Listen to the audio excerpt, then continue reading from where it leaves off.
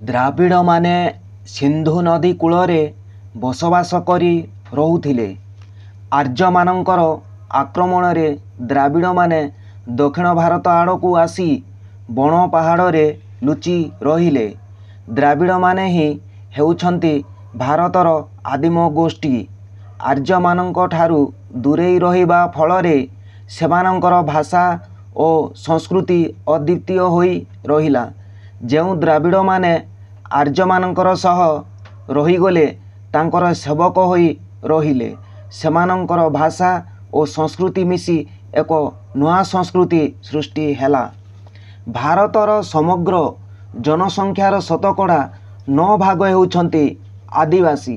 ଭାରତର ଉତ୍ତର ପୂର୍ବ, ମଧ୍ୟଭାଗ, ମଧ୍ୟପ୍ରଦେଶ, ଛତିଶଗଡ଼, ଝାଡ଼ଖଣ୍ଡ, ଓଡ଼ିଶା ଓ ଦେଶର ଅନ୍ୟାନ୍ୟ ଅଞ୍ଚଳକୁ ଆଦିବାସୀ ଅଧ୍ୟୁଷିତ ଅଞ୍ଚଳର ମାନ୍ୟତା ମିଳିଛି।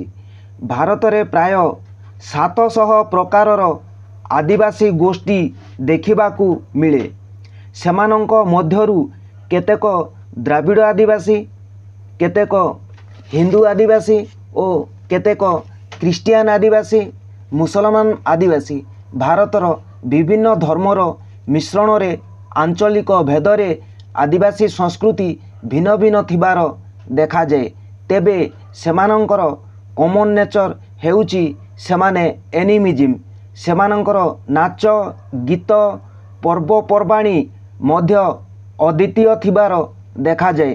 ତେବେ ଆଦିବାସୀଙ୍କ ଜୀବନଶୈଳୀକୁ ଦେଖିଲେ କେତେକ ଧର୍ମର ପ୍ରଭାବ ଆଦିବାସୀ ସଂସ୍କୃତି ଉପରେ ପଡ଼ିଛି, ତାହା ପରବର୍ତ୍ତୀ ଭିଡ଼ିଓମାନଙ୍କରେ ଆଲୋଚନା କରିବା।